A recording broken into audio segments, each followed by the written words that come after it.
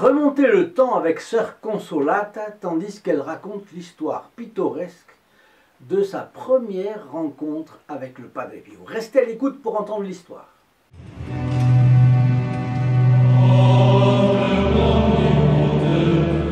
Bienvenue sur notre chaîne YouTube sur les pas du Padre Pio. Si vous connaissez la chaîne depuis peu, Padre Pio était un moine capucin, grand mystique et thaumaturge, c'est-à-dire qu'à travers lui, Dieu faisait des miracles. Son intercession est immense encore aujourd'hui. Vidéos et programmes courts sont ici publiés, plus de 3 fois par semaine. Suivez-nous pour en savoir plus sur la vie de ce saint à la fois enchanteur et attachant. Vous serez surpris de tout ce que le Padre Pio peut faire pour vous. Un membre de votre famille ou un ami. Et maintenant, notre fiolette du jour. Il est extrait du site internet teleradiopadrepio.it, donc italien. Je vous mets le lien dans la description. Cette histoire est celle de la sœur Consolata di Santo, l'une des premières religieuses venues travailler à l'hôpital fondé par Padre Pio à San Giovanni Rotondo. Ayant mené une vie remarquablement pieuse, elle a été en plus l'une des rares personnes à avoir le privilège d'embrasser les stigmates du Padre Pio. Mais commençons par le début. Née le 10 avril 1916 à Santeramo in Colle, au sud de l'Italie, sœur Consolata était la plus jeune d'une famille de 10 enfants. Elle était âgée de 6 mois quand sa mère est décédée.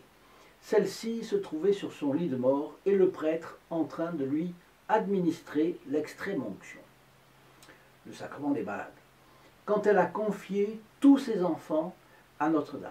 Elle a même demandé au prêtre de les consacrer spécifiquement à la Vierge dans le sens que chacun suive la voie des consacrés au service de Dieu. Et de fait, chaque enfant s'est engagé dans la vie religieuse.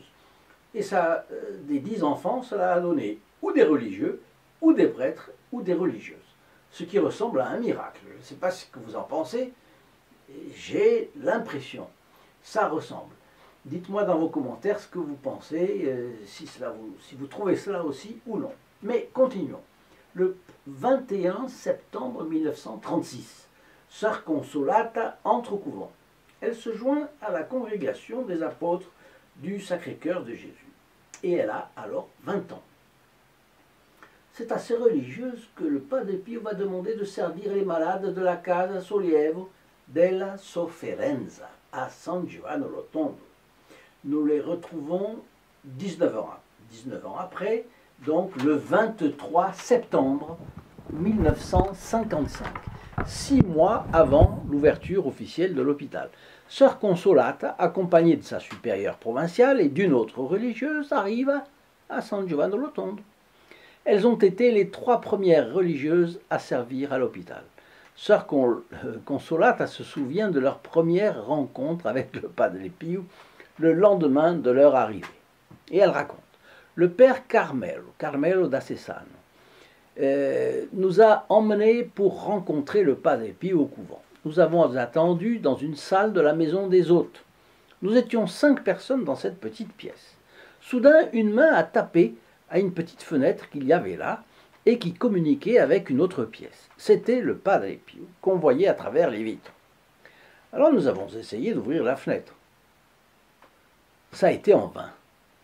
Aucune de nous, il y avait les 3 religieuses plus 2 autres personnes, aucun de nous n'a réussi à ouvrir la fenêtre.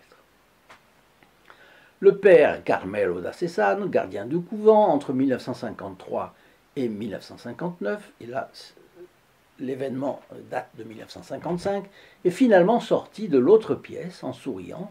Il a fait le tour et d'un geste a décoincé l'espagnolette permettant d'ouvrir la fenêtre.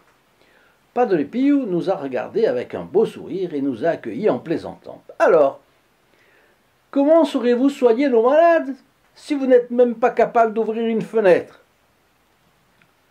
Dans vos commentaires, dites-moi si vous auriez été gêné à leur place. Peut-être oui, peut-être non, n'est-ce pas? Enfin, cela dépend du tempérament de chacun. En tout cas, le Padre Pio les a vite mis à l'aise en posant son regard rassurant sur chacune et leur a adressé quelques mots d'encouragement. Ne vous en faites pas, d'autres sœurs viendront se joindre à vous pour vous aider à la tâche. Le jour de l'inauguration de l'hôpital, les sœurs formaient effectivement une communauté de 15 religieuses hospitalières. Le 3 novembre 1955, sœur Consolata se confesse au Padre Pio pour la première fois. Ses larmes coulaient tandis qu'elle se confessait. Elle a demandé au Padre Pio, « Père, à la fin de la confession, prenez-moi comme fille spirituelle. » Et lui, elle lui a répondu, « Bon, mais seulement si tu te conduis bien, hein ?»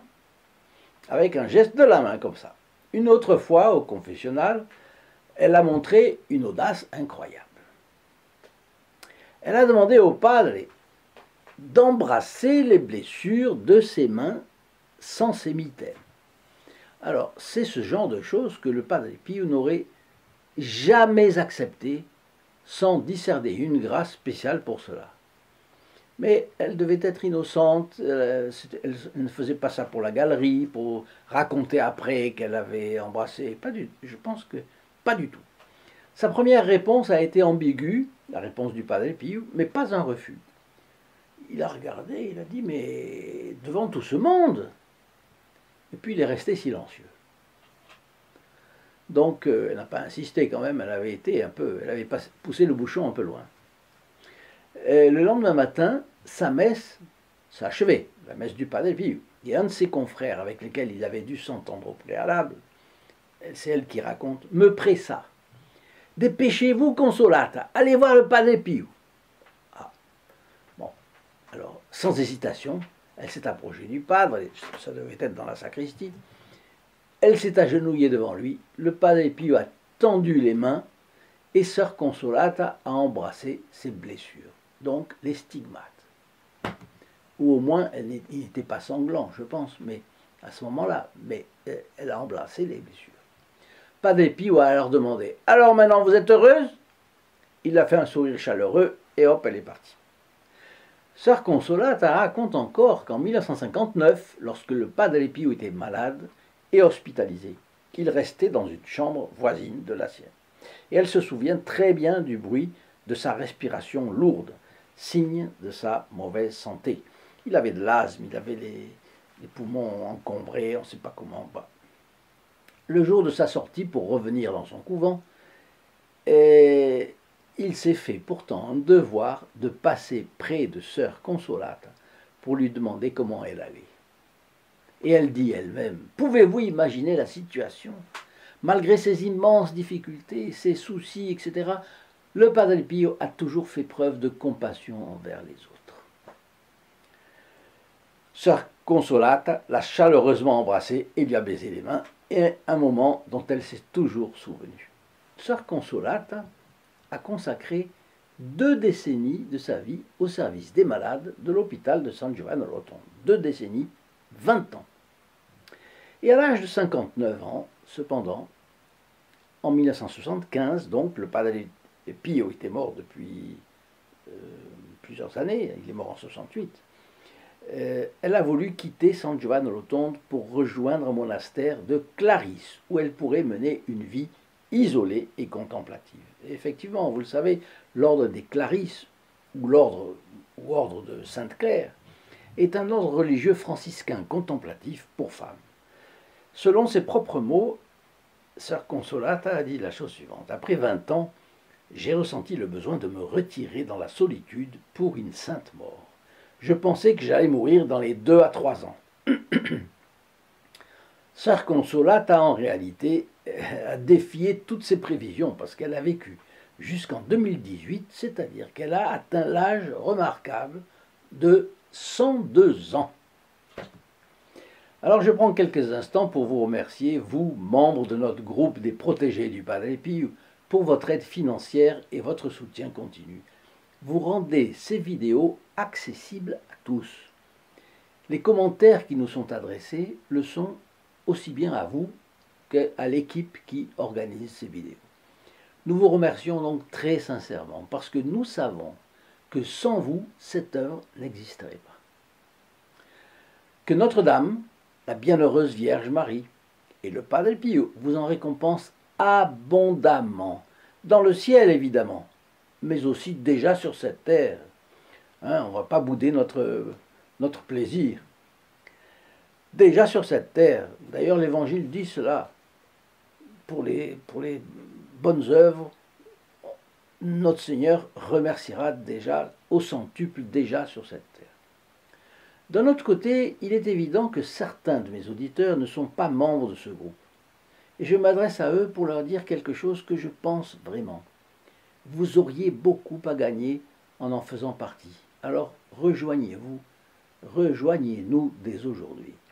Les membres du groupe des protégés du Padre Pio bénéficient d'avantages spirituels et matériels particuliers. Le premier de ces avantages étant les messes régulières célébrées spécialement à vos intentions. Écoutez ce que le pape Benoît XV, pas Benoît XVI, Benoît XV, a déclaré.